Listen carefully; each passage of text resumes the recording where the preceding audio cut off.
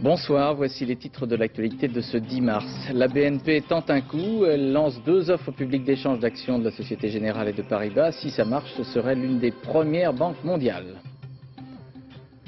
Réaction très critique sur la Cour de justice de la République et sur le jugement rendu hier. Comparaison avec les solutions choisies par d'autres pays européens. Les médecins diplômés à l'étranger manifestent, ils dénoncent une ségrégation dans les postes où ils exercent dans les hôpitaux publics français. 40e anniversaire de l'insurrection du Tibet contre les autorités chinoises, vaste mobilisation internationale en faveur du Dalaï Lama. La bascule, ce soir à 20h50 sur France 2, raconte la bataille pour la vie d'une femme paraplégique. Lors du tournage, Sylvie Valdura, handicapée, a donné ses conseils et son enthousiasme. Portrait dans ce journal.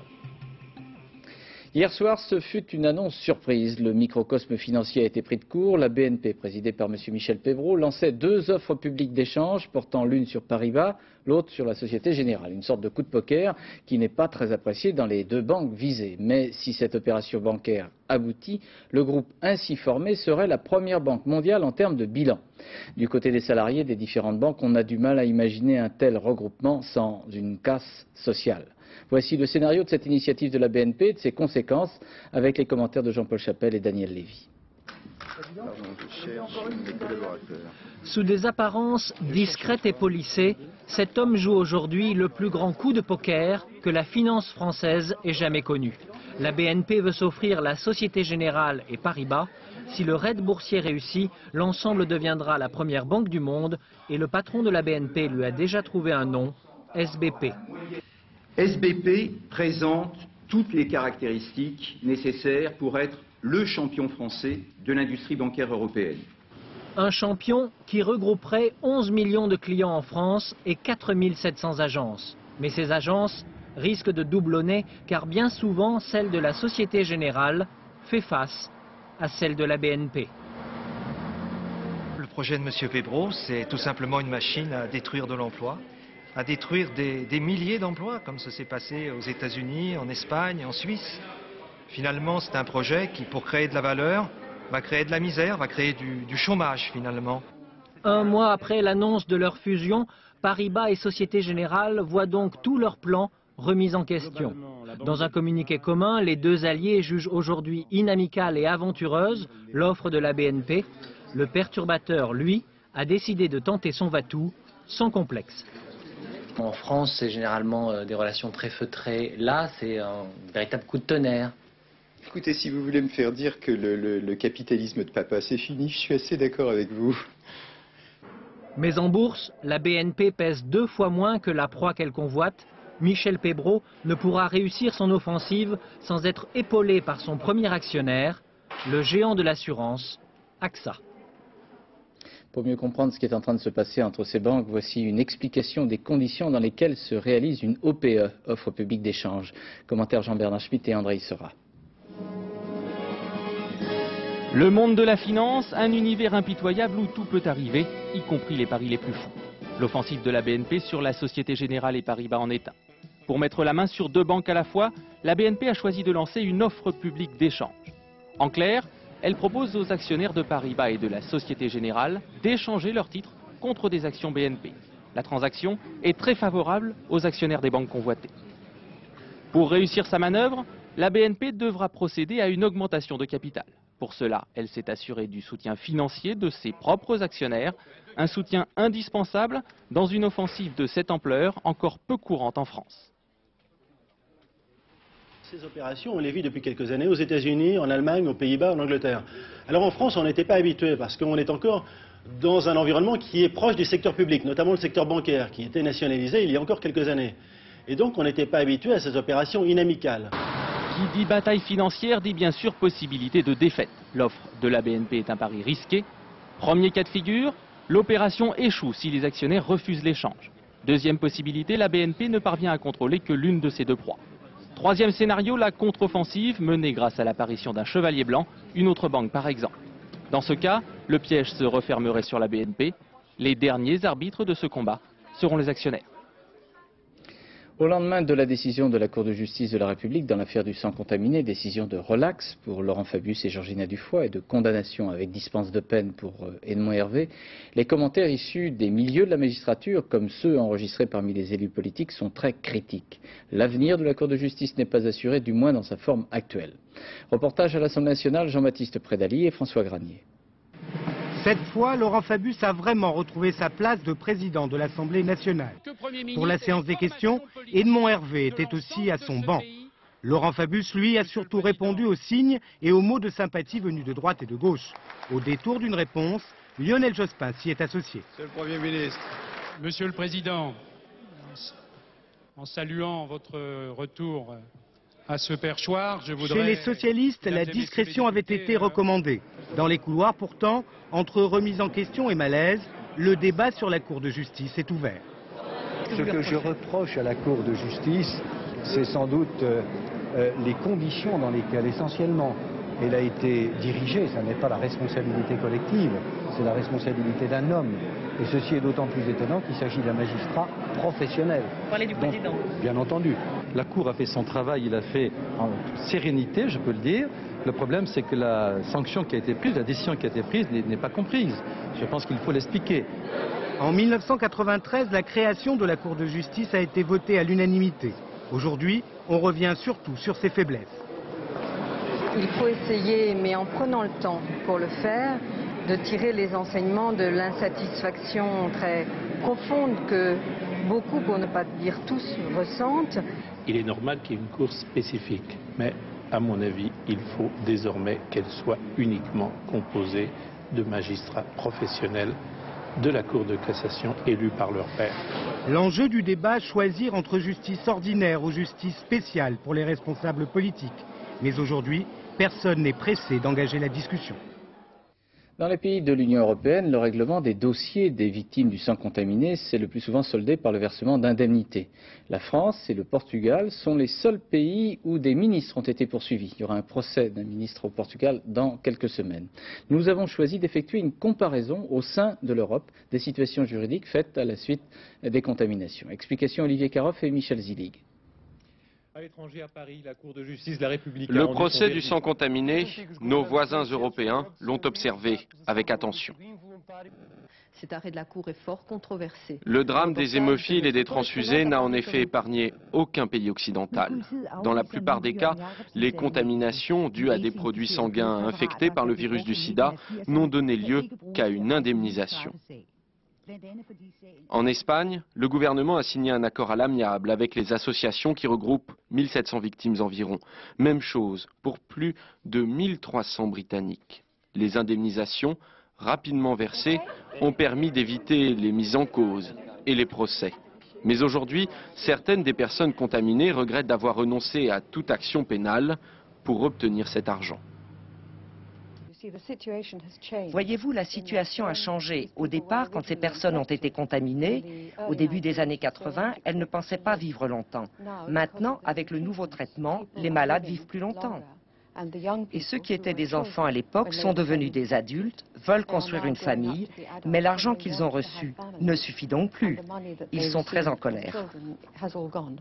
En France, on a dédommagé près de 4000 personnes, mais sans renoncer à poursuivre les ministres. C'est également le cas au Portugal. La différence peut être une indemnisation plus faible ou plus tardive, mais surtout un problème particulier. La France n'a pas su sélectionner ses donneurs de sang.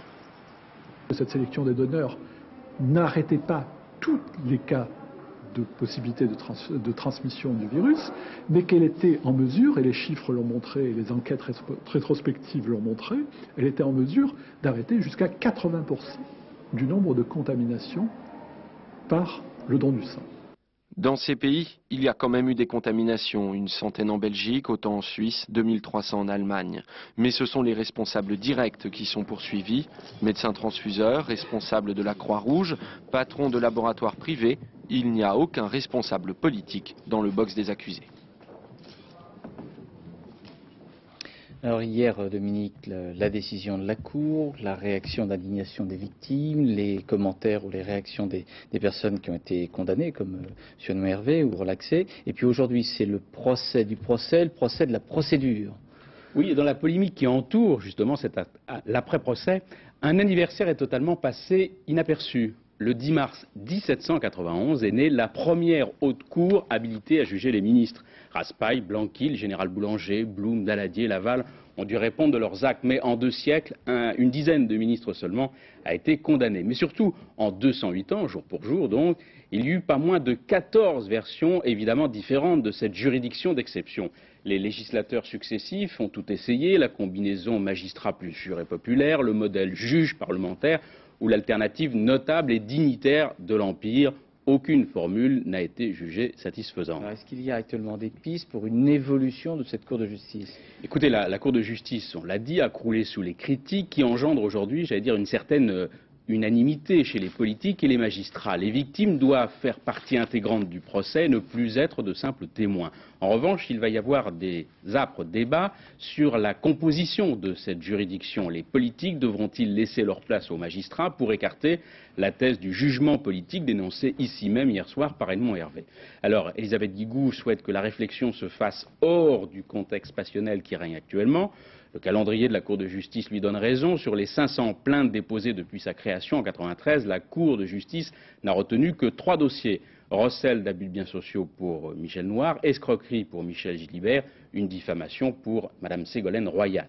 Affaires qui sont sans commune mesure avec le scandale du sang contaminé. Merci Dominique. L'Assemblée nationale a adopté à l'unanimité le projet de loi sur la parité, et ce, dans les mêmes termes que le Sénat. Le Parlement pourra donc être convoqué en congrès afin d'adopter définitivement cette révision de la Constitution. Les magistrats de la Cour d'assises de Paris ont condamné par contumace, c'est-à-dire en l'absence des accusés, les 6 auteurs libyens de l'attentat du DC-10 d'UTA qui avait fait 170 morts en 1989. Condamnation à la réclusion criminelle à perpétuité. Compte rendu, Pascal Doucet-Bon et Didier Rancoeur. En 10 ans, les familles des victimes ont appris à échanger leurs angoisses et leurs soulagements. Le verdict d'aujourd'hui leur a rendu un peu de leur sourire. Ça prouve que l'État français, aujourd'hui, désigne des coupables et aujourd'hui qu'elle les condamne aussi, même si ce n'est pas contumace.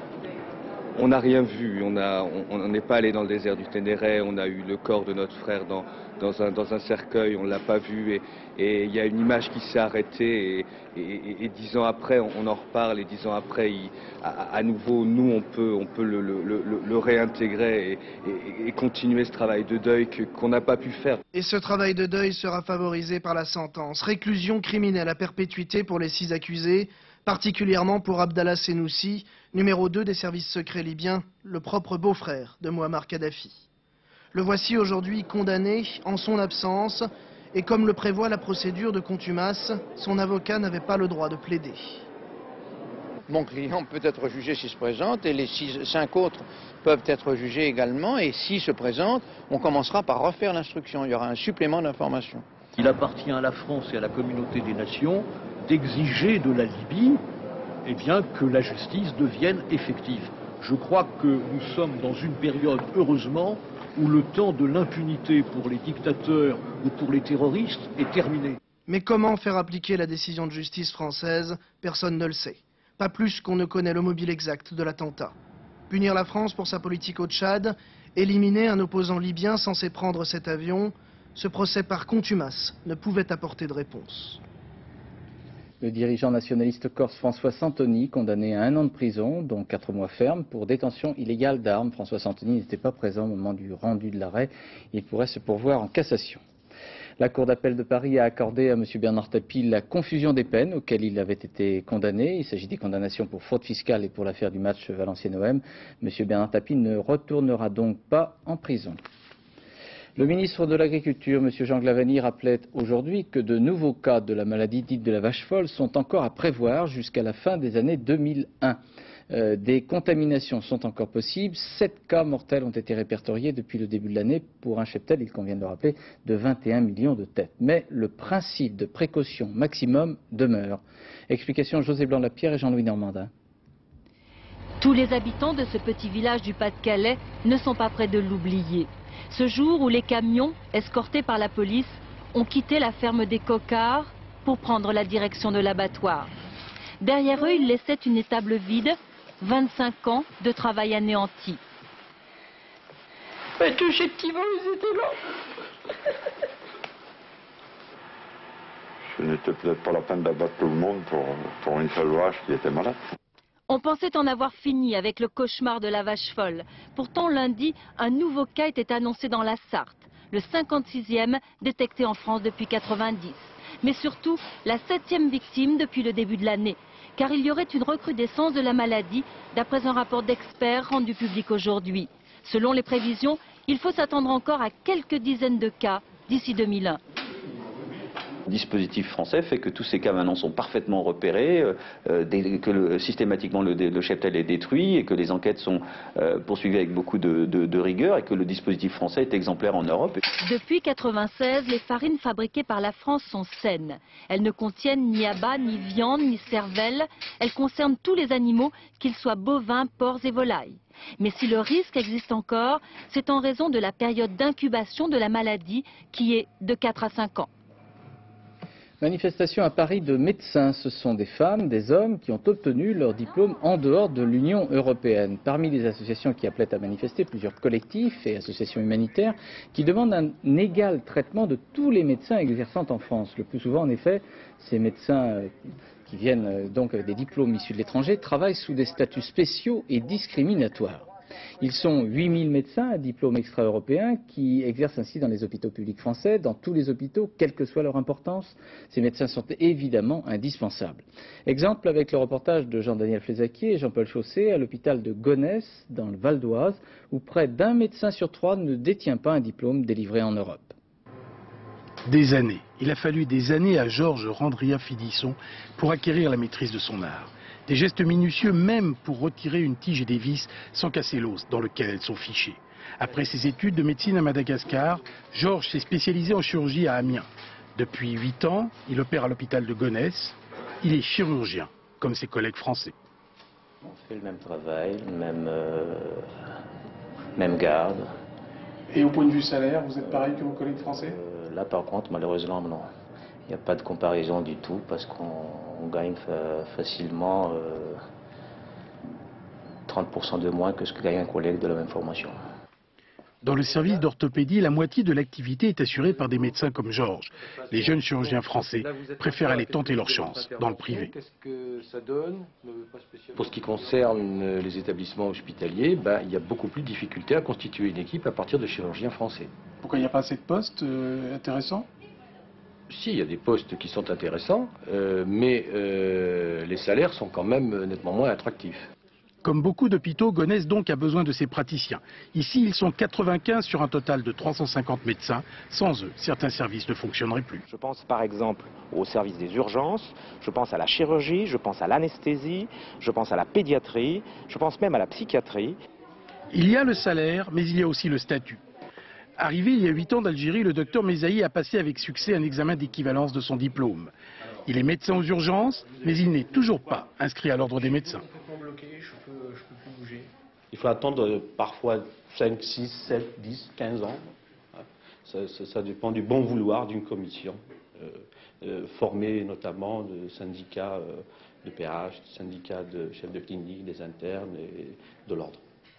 Les praticiens à diplôme étranger jouent un rôle primordial dans les hôpitaux français. Malgré cela, ils restent considérés par certaines institutions médicales comme des médecins de second ordre. En Palestine, dans la bande de Gaza, des violences ont éclaté après la condamnation à mort d'un militant du mouvement intégriste Hamas. Les policiers palestiniens ont ouvert le feu, 2 adolescents ont été tués. Reportage de notre correspondant Charles Anderlin avec Talal Abouramé. Rafah, dans le sud de la bande de Gaza. La population proteste contre la condamnation à mort d'un militant du Hamas. Une sentence prononcée quelques heures plus tôt par le tribunal militaire de Gaza. Débordée, la police palestinienne ouvre le feu sur les manifestants. Il y a 2 morts, ils avaient 17 ans. Comme le veut la tradition musulmane, les obsèques ont lieu immédiatement. La foule est encore plus nombreuse, elle scande « Arafat, reprends tes chiens » et aussi « Abat Arafat ». Le cortège passe devant le poste de police, des jeunes l'attaquent à coups de pierre. Chômage endémique, pénurie d'eau, bouclage répété, Gaza est une poudrière que le moindre incident risque de faire exploser. C'est la grande crainte de Yasser Arafat qui a interrompu sa visite en Jordanie pour regagner Gaza d'urgence. L'agitation pourrait faire tache d'huile et se transformer en insurrection. Ce soir, la police palestinienne ne parvient pas à imposer le couvre-feu sur Rafah. En Turquie, 2 attentats aujourd'hui, l'un ce matin et l'un en fin d'après-midi, dans un centre commercial à Istanbul. Les 2 attentats auraient fait pour l'instant, et c'est un bilan provisoire, 1 mort et 8 blessés. Ce 10 mars 1999 marque le 40e anniversaire du soulèvement des Tibétains contre les autorités chinoises. La capitale tibétaine Lhasa était aujourd'hui sous très haute surveillance militaire chinoise, tandis qu'au nord de l'Inde, plusieurs milliers de Tibétains, avec quelques stars américaines ou d'autres militants internationaux, manifestaient dans ce qu'on appelle le Petit Lhasa, où réside provisoirement le Dalai Lama. Et puis à Paris, des militants de l'association France-Tibet ont déployé des banderoles ou encore fait placer un drapeau tibétain sur la flèche de Notre-Dame de Paris. Le soulèvement des Tibétains eut donc lieu il y a 40 ans, après 9 ans d'occupation chinoise implacable et l'échec de négociations entre le Dalai Lama et le gouvernement de Mao Tse-tung. Rappel de ces événements avec Maryse Burgot et Marie Louville. Ce furent les journées les plus noires de l'histoire du peuple tibétain. En ce mois de mars 1959, il y a 40 ans, les Chinois envahissent le palais sacré du Potala, la résidence d'hiver du Dalai Lama. Les moines de Lhasa n'ont d'autre choix que de rendre les armes. L'immense Chine communiste vient d'avaler le Tibet. Comme en 1951, lors de la première invasion chinoise, le Dalai Lama prend la fuite. Je me suis retourné. J'ai regardé une dernière fois Lhasa. J'ai fait une prière. Et puis je suis parti. Voilà. Ça fait 40 ans que je n'ai pas revu Lhasa. Transporté dans ce palanquin de fortune, escorté par quelques dizaines de partisans, il traverse la chaîne de l'Himalaya pour rejoindre l'Inde, son pays d'exil. Ces montagnes dont les Tibétains ont fait des divinités ont vu passer l'étrange cortège du Dieu vivant en fuite vers l'Inde où nous savons depuis aujourd'hui qu'il est arrivé. Le Dalai Lama est à cette époque un jeune homme de 24 ans. Accueilli par l'Inde à bras ouverts, il n'imagine sûrement pas que son temps d'exil à Dharamsala se comptera en mois, puis en dizaines d'années. 100 000 Tibétains prennent comme lui la route de l'Inde. Le pays des neiges vit désormais sous le joug de la Chine qui impose sa révolution culturelle. Des moines sont envoyés au champ, des centaines de monastères détruits. En ces années 70, la répression fera plus d'1 million de morts. Les années passent, l'exil s'installe. L'adolescent timide de 59 est devenu le guide politique des Tibétains en exil. Son regard bienveillant devient légendaire. Mais il refuse de prendre de front les autorités chinoises. Il ne demande pas l'indépendance pour le Tibet, une simple autonomie lui suffirait. Attitude modérée qui lui vaut aujourd'hui d'être parfois contesté par son propre peuple. Quoi qu'il en soit, Pékin est toujours resté sourd aux demandes de dialogue du Dalai Lama. En 88, de nouvelles émeutes anti-chinoises à Lhasa sont réprimées dans la violence. Ces images choquantes de moines battus par des soldats chinois vont émouvoir le monde entier.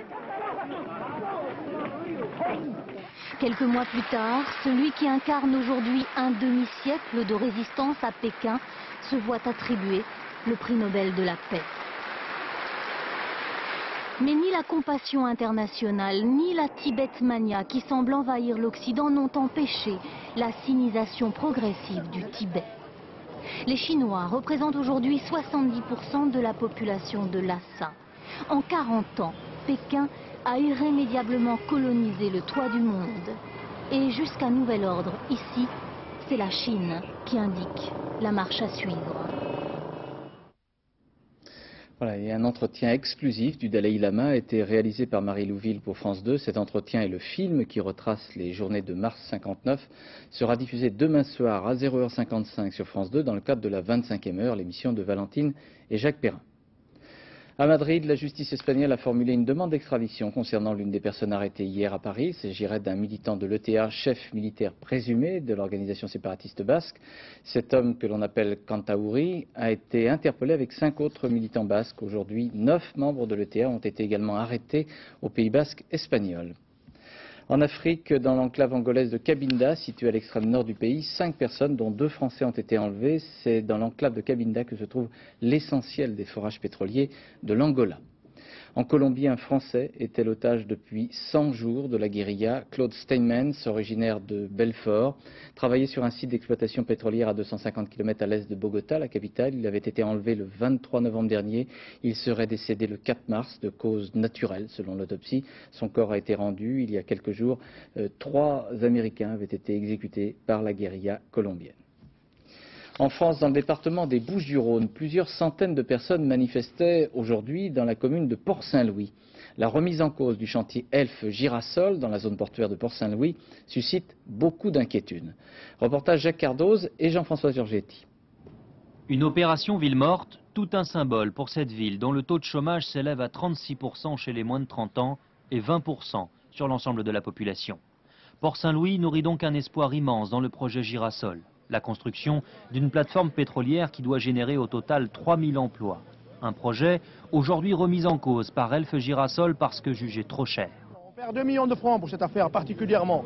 La perte cherche aujourd'hui, investie. C'est fou, c'est fou. Il faut mettre une toupie et des bétons devant le bureau là-bas, devant le bureau du responsable. Nous avons embauché des ingénieurs, nous avons investi dans du matériel informatique très performant. Et aujourd'hui, eh bien, tout ça, on ne sait pas. On ne sait pas quel est l'avenir. Les acteurs économiques de la ville n'avaient en effet pas hésité à investir. Parole avait été donnée par la direction d'Elf avant un brusque changement d'attitude.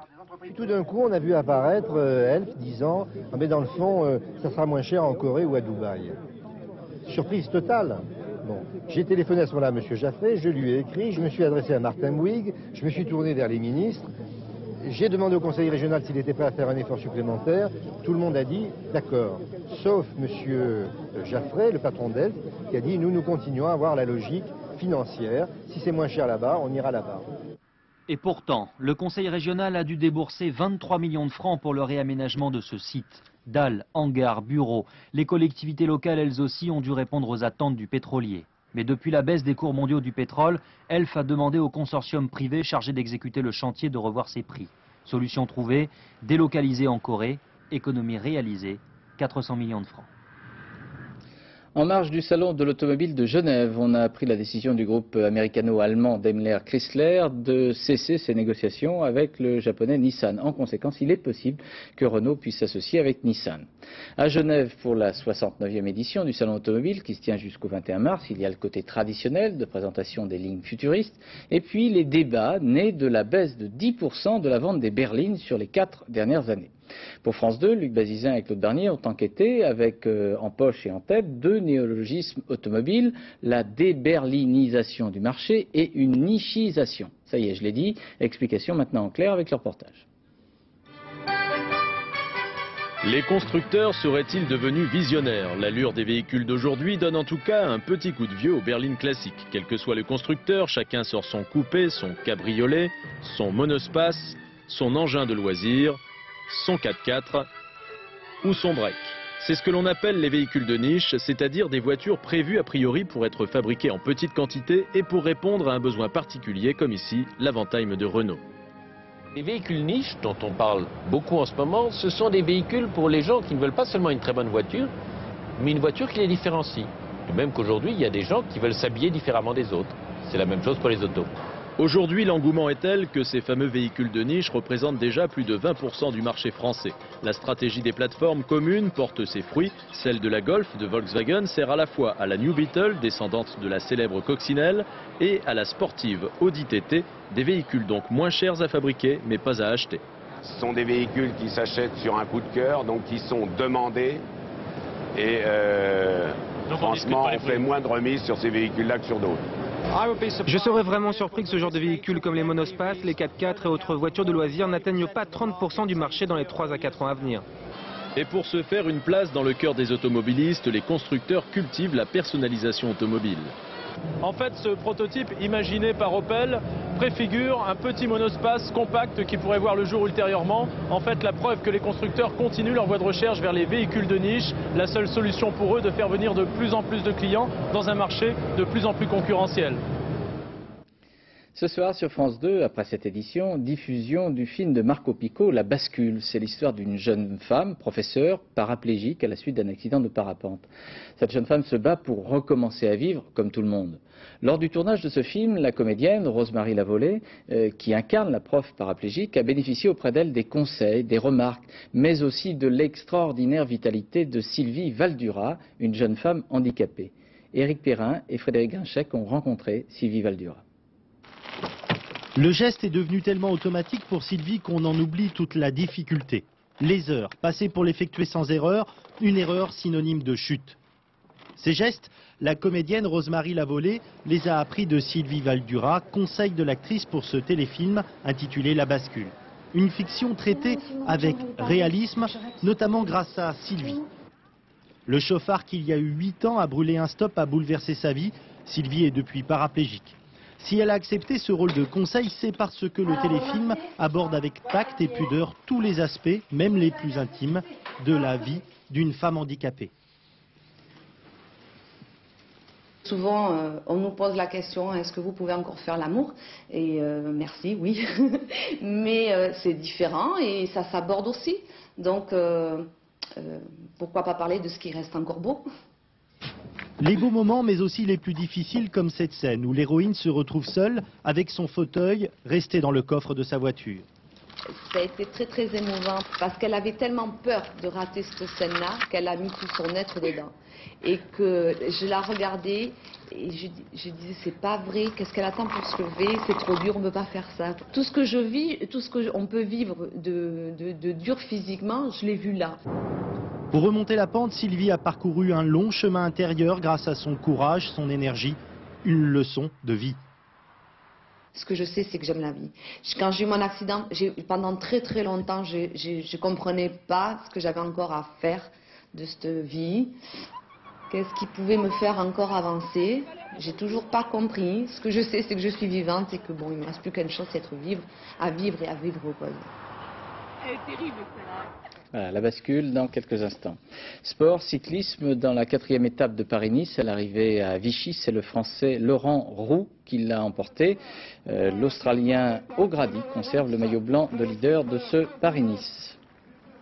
Du sport, du football, avec le tirage au sort des demi-finales de la Coupe de la Ligue, Lens recevra Sochaux et Metz sera opposé à Montpellier ou au Paris Saint-Germain après la décision des autorités. Demi-finale les 17 et 18 avril. Et puis en fin d'après-midi, le Stade de France connaissait une fort belle affluence, environ 45 000 personnes, pour le match comptant pour la 2e division, Red Star Saint-Étienne. Saint-Étienne qui est leader de la 2e division. Quand on sait qu'il n'y a toujours pas de club résident au Stade de France, cette rencontre peut peut-être donner des idées, d'autant que le consortium qui gère le stade doit publier ses comptes 98. Il y aurait un léger déficit, 8 millions de francs pour 313 millions de chiffre d'affaires. Reportage cet après-midi au Stade de France avec Florent Gautreau et Philippe Deslandes. Ce doit être encore l'effet Coupe du Monde. Ils étaient 45 000 cet après-midi à attendre l'ouverture du Stade de France. 45 000 pour un match de 2e division, on croit rêver. Un rêve envers surtout celui des supporters de Saint-Étienne qui rejouent la fièvre du mercredi soir. C'est normal, c'est le mythe vert. C'est resté ancré ça. Vous croyez que c'est Saint-Étienne ou le Red Star qu'on vient voir? C'est Saint-Étienne. Qui c'est les plus forts? Évidemment, c'est les Verts. Leaders, ils vont retrouver la 1re division et sans eux, le Red Star, avant-dernier du championnat, aurait eu bien du mal à attirer la grande foule. Vous aimeriez que le Red Star joue au Stade de France? Ah bah oui. Et vous croyez que c'est possible? Non. Car si ce stade a déjà une histoire, il n'a pas de club résident. Le Stade des champions du monde coûte cher aux contribuables. Nous avons pris en charge une partie de l'investissement avec l'engagement de l'État qu'il y aurait un club résident de football au Stade de France. Donc en l'absence de club résident, il est tout à fait normal que nous soyons indemnisés. Et ce montant de 70 millions par an n'est pas du tout scandaleux. L'année dernière, le dossier du Red Star a été refusé, alors les dirigeants ont fait appel à un ange vert qui croit dur comme fer que le Red Star peut vivre au Stade de France. C'est un club qui est vraiment très bien ancré dans la région, là, dans le nord de Paris, dans la Seine-Saint-Denis. Et je crois que c'est quand même le club qui représenterait le mieux, bien sûr, C'est quand même un club populaire, donc c'est le club qui représenterait mieux la banlieue, bien sûr. Sur le terrain, la banlieue a souffert. Les Verts ont gagné 2-1. Le Red Star au Stade de France, ce n'est pas encore gagné. Joli but. Nous arrivons à la fin de ce journal. Je vous rappelle deux informations que nous avons développées. Tout d'abord, la BNP qui veut s'associer avec la Société Générale et Paribas. Offre publique d'échange est jugée inamicale par les deux banques visées. Pourtant, ce serait sans doute l'un des premiers groupes mondiaux. Tibet, 40e anniversaire du soulèvement des Tibétains contre les autorités chinoises. Manifestation de soutien un peu partout dans le monde au Dalai Lama. Dans quelques secondes, une météo printanière avec Isabelle Martinet. À 20h55, donc le film La Bascule, suivi pour la soirée continue de Ça se discute avec Jean-Luc Delarue. À 0h55, le journal vous sera présenté par Laurence Ostolaza, suivi du cercle de Philippe Lefebvre avec pour thème la fascination de l'antique. Demain, dans les 4 vérités, Françoise Laborde recevra Saïda Benabiles, sénateur d'Algérie, porte-parole d'Alliance algérienne des associations féminines. À 13h, vous retrouverez Carole Gessler et Rachid Arabe. À demain 20h, bonsoir, merci.